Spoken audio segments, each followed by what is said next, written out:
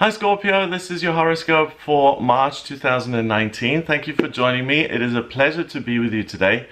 Now on the 2nd of March, Venus, the planet of love, beauty and creativity, goes into Aquarius in your 4th house of family.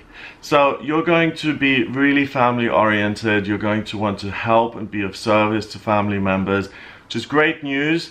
What you put out, you get back. So family-wise, it's a fabulous month for you. On the 27th of March, Venus moves on. It goes into Pisces and it moves into your house of romantic relationships. So you're going to want to do more there.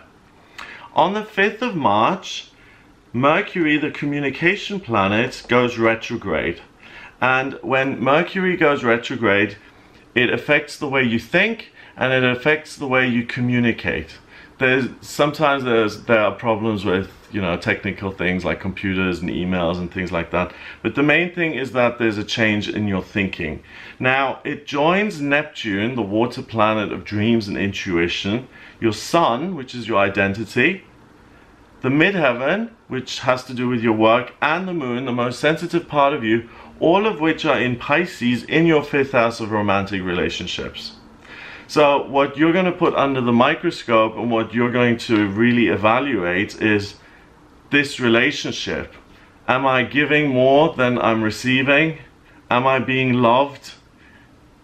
Is this real love? Or am I just in a relationship because this other person needs financial stability and security? Am I being used? Is this the real thing? It's reminding me of a Queen song. But yeah, the Mercury retrograde is not a negative, it's a real positive, because you step away from your relationship a little bit and you examine it and really say, okay, am I just kidding myself here or not? If you're single, you're going to look at your family relationships and you're going to be very forgiving. So even if you see that someone is a narcissist or something and they happen to be your parent, you're still going to help them and want to be of service. So just be careful that you don't harm yourself in the process. It's in retrograde until the 28th. So you have a real good insight into relationships and you're intuitive and psychic naturally. And also if you're single and if you're going on dates and things, you will naturally know when there's a green flag coming up that says yes, this person is suitable, or a red flag that says no, stay away. So it's good to date as well for you Scorpios who are single. On the 6th of March, we have a new moon in Pisces that's also in your 5th house. Now the new moon is when the sun and the moon sit together and the moon recharges its batteries to go on its next monthly cycle. So it's pulling in loads of Pisces energy in your 5th house of romantic relationships. I'm going to make a separate video on this new moon, but in your case it hits you in your 5th house of romance and children. So Pisces is spirituality, it's intuitive and psychic ability, it's creativity, and it's about nurturing other people.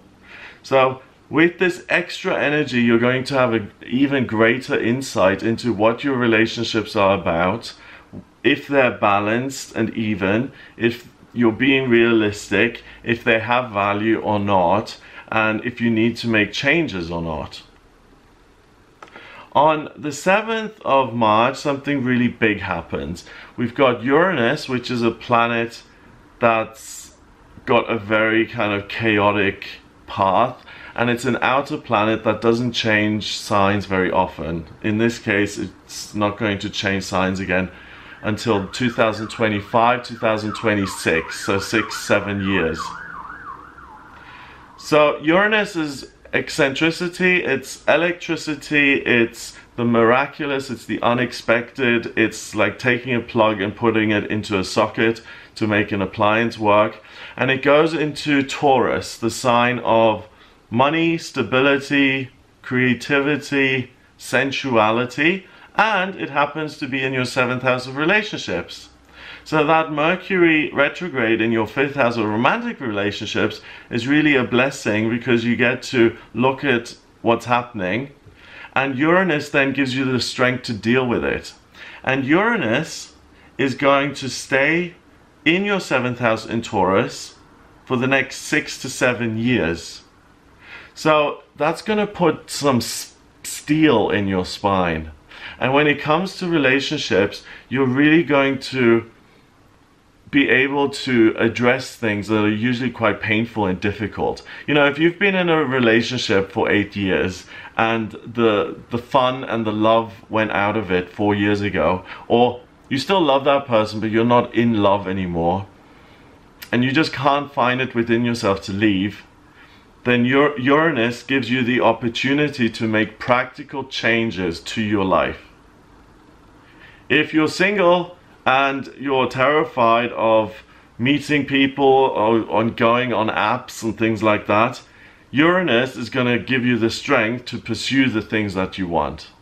Now, it's an outer planet, so it's also going to have a global effect on finances. It's hard to predict whether it's another financial crash or whether financially things are going to keep growing, the economies are going to keep growing, because Uranus is very hard to predict, but it is going to have an impact on finances. Makes sense. Look at Brexit. That's certainly going to have an impact on the pound.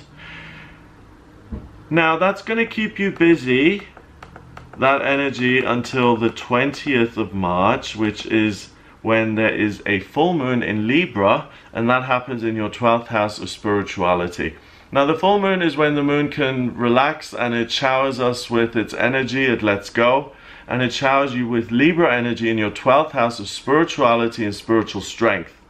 So you can really connect with the higher realms today. If you're someone who's an agnostic or an atheist, and you've always wondered, what are these people going on about when they say meditation is so great and it connects them with a higher power of their own understanding? If you are interested in that kind of thing, figure out a meditation practice or try different meditation techniques on the 19th, 20th and 21st of March around this full moon period, and it's very likely that you're going to make a connection with a higher power of your own understanding, which will heal your working life, your daily routine, and even your health. The 20th is also the spring equinox, so there's equality between night and day.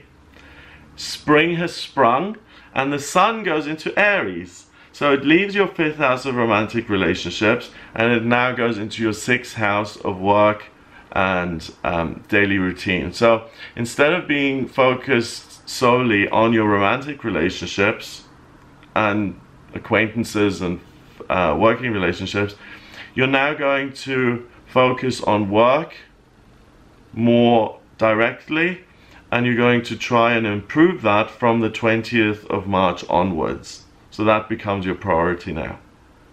The good luck planet Jupiter is in your 2nd house of money, so any changes you make, don't worry about them, because it's really likely to be successful, because Jupiter is on your side when it comes to finance and money. So really don't shy away from making big changes. So work is the major thing that keeps you busy. On the 31st of March, Mars, the male principle, goes into Gemini in your 8th house. So you're really going to now communicate what it is you want, what you desire when it comes to your work, whether you want a promotion, whether you're giving too much and you feel you're not getting enough back. You're really going to look at that, and you're going to go into April being quite vocal about that. So April may see some changes in your career, but March altogether is really about examining your romantic relationships and really having the nerve and the strength to do something about your relationships, so that you can be whole and that you can be happier and you can be more fulfilled in your life. So it looks like a great month. If you would like a private reading with me, please get in touch via my website. It's gregoryscott.com. Click on the readings tab to order your reading. In my personal readings, I use astrology, tarot, and numerology. The astrology is amazing. It's a blueprint of your soul. It's like a snapshot of the sky when you were born, and it shows me what your life purpose is, what your vocational aptitudes are, your strengths and weaknesses, what's coming up for you, and what's destined in love and money and relationships and travel and moving, and where the best places are to live. I can look at horoscope compatibility to see if you match with other people, and I can look at what's coming up in future by using the predictive astrology and the tarot. So if you're interested in any of that, then please order a reading with me on my website, gregoryscott.com. Have a lovely March, and I'll speak to you next month.